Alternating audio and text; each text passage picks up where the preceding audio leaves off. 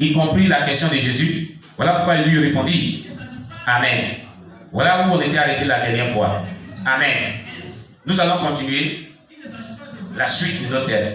Les démons sont des personnes qui manifestent les caractéristiques des êtres. Amen, amen. 3. Les démons savent comment agir avec les gens. Ils connaissent chaque personne. Ils savent comment agir avec Kétia, avec la sœur Zélé Anne, la sœur Zélé Jédima, le frère Zélé Jacques. Ils savent comment agir avec le frère Gédéon. La manière dont il agit envers le frère Gédéon, ce n'est pas la même manière dont il va agir envers toi. Parce qu'il connaît la dimension spirituelle de chaque personne. Ah oui, ils connaissent la dimension spirituelle, la capacité spirituelle, la capacité de frappe, de force spirituelle de chaque chrétien. Les démons nous connaissent, chacun de nous. Amen, amen. Et il a dit, ils appelaient Jésus, dans Marc chapitre 5, verset 12. Ils ne lui parlaient pas de manière grossière, puisqu'ils savaient qui il était, il avait l'autorité sur eux. Donc, ils plaidaient auprès de Jésus. Ils suppliaient Jésus de les jeter dans les pourceaux, dans les bovins, et ne pas les jeter dans le feu. Pardon, Jésus jette dans les bovins, pas nous jeter dans le feu, pas nous jeter dans la juelle. Quand Jésus est venu, il dit de l'homme, qui a-t-il entre nous et toi? Tu es venu pour nous tourmenter avant notre temps. Pardon, ne nous jette pas dans le feu, mais jette-nous dans le pourceau. Ils ont plaidé. Il ne veut pas aller dans le feu, parce qu'ils connaissaient Jésus, sa capacité. Amen. Ils savent que toi, quand tu viens, tu dis Jésus, tu dis au nom de Jésus, puis il n'y a pas d'effet. Donc, il joue sur ta tête.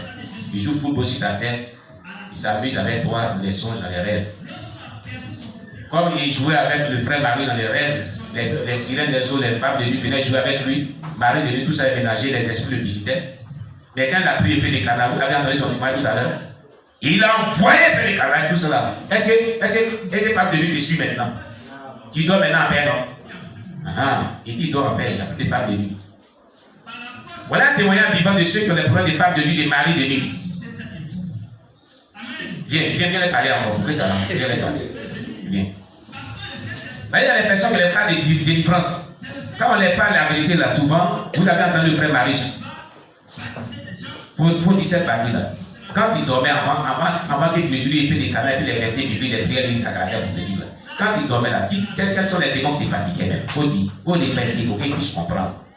Bon, moi, quand j'étais encore dans le monde, quand il battait boire encore et puis il cherchait les filles. Oui. Que je venais me coucher.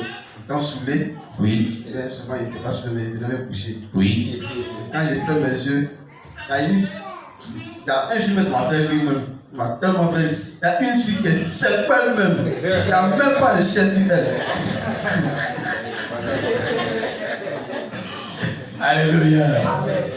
Il y a une fille. Et bien le village, c'est une sorcière. Ah, tu la reconnais, elle est au village. Elle est au village là-bas. Et les gens, tu reconnais que les gens disent que c'est une sorcière au village là-bas. C'est une petite fille comme ça, une sorcière. Et puis elle est venue se présenter dans mes rêves. Puis elle dit, aïe. Toi, tu fais quoi ici? Je suis au village, comment tu as fait pour arriver ici? À Gagne-moi ici. À Gagne-moi ici. Dès qu'il est venu net, je me suis réveillé, non, il ne peut plus dormir. C'est là, il doit l'envoyer là-bas. Puis il a prié. Il a pris quoi pour prier? Il a pris l'épée de canage. L'épée de canage. Et puis il a déclaré sur sa vie, sa famille. Si elle n'est pas changée là, généralement, c'est rattaché à sa famille. Alléluia! Et puis il a prophétisé sur elle encore, l'épilepsie, sur sa vie. Si elle n'est pas changée là, ça va se réduire comme elle. Parce qu'elle n'a même pas de chute. Et c'est pas. Et les femmes de lui qui venaient te visiter aussi. Et puis les femmes de lui qui venaient là, il y a une qui est dans notre groupe, mais elle-même là, je ne l'ai jamais combattue. Et puis c'est elle qui vient coucher toi avec. Elle vient coucher avec moi avec. C'est quoi ça encore? Alléluia. La fille qui ne combat même pas. C'est elle qui vient dans mes rêves. Et puis elle est toi rêve. Seigneur, retourne. Elle n'a pas se retourner là où elle est venue. Et tu as pris quoi? Tu as pris épée de canage. Épée de canage. Pas c'est ça, ils m'ont conseillé. C'est même épée de canage. Alléluia. Quand tu as bombardé, depuis que tu as bombardé épée de canage, cette personne-là. Depuis que je me suis disposé, et puis tu as prié. Il y a eu la vie de prière, il me dispose, il me lève pour prier là. Il n'y a plus de femmes de Dieu qui viennent. Tu ne vois plus de ces personnes. Tu dors en paix. On acclame le Seigneur Jésus. Merci bien. Vous comprenez? C'est ce que nous disons. Épée de canage. Il n'y a pas son deux. Quand tu envoies ça dans le monde des ténèbres, ça fait égal. Les sorciers les respectent. Il ne vient plus dans ton sang, il faut t'emmerder. Alléluia. Donc, les démons ils connaissent la capacité spirituelle et frappe de chaque personne. Les sorciers, les démons, ils savent qui est qui dans le monde spirituel.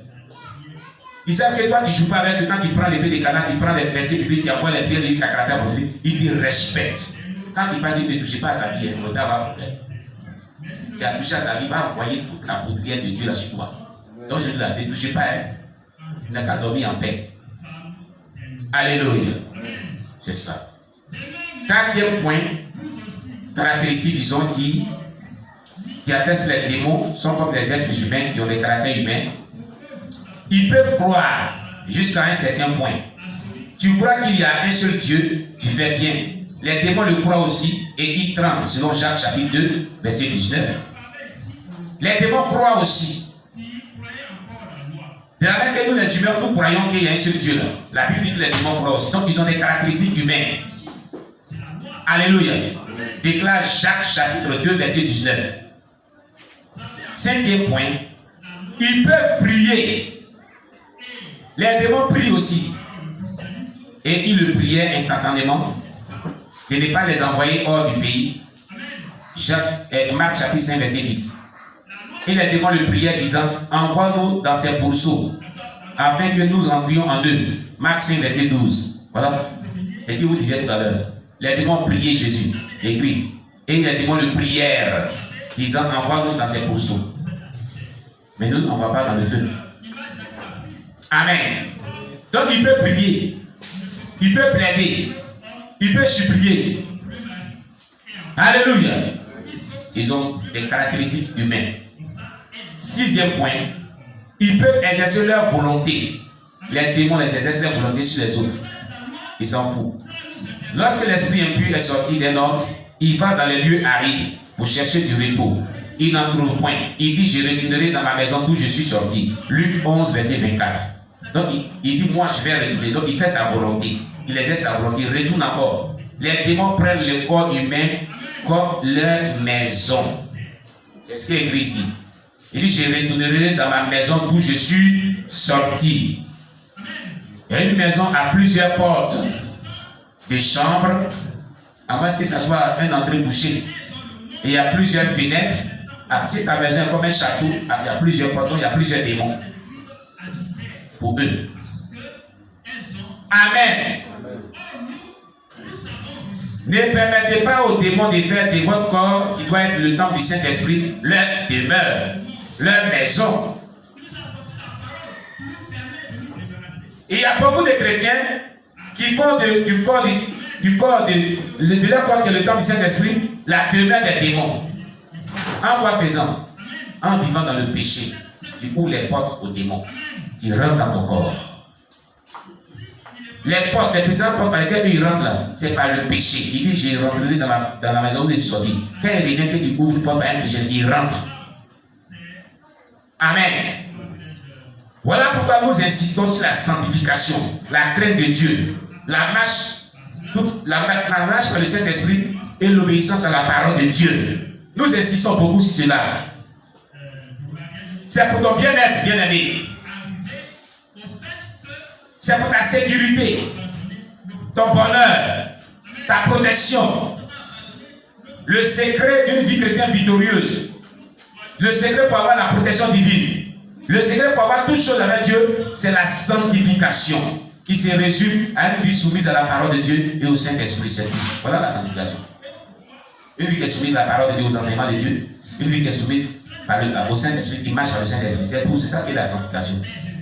Quand tu vis une vie qui est basée sur ces deux principes bibliques là, Dieu t'apporte tout ce que tu veux. La faveur de Dieu s'attache à ta vie. Mais quand tu n'es pas prompt à te soumettre à la parole de Dieu, tu n'es pas prompt à te soumettre au Saint-Esprit, tu te crées des problèmes. Amen. Alléluia.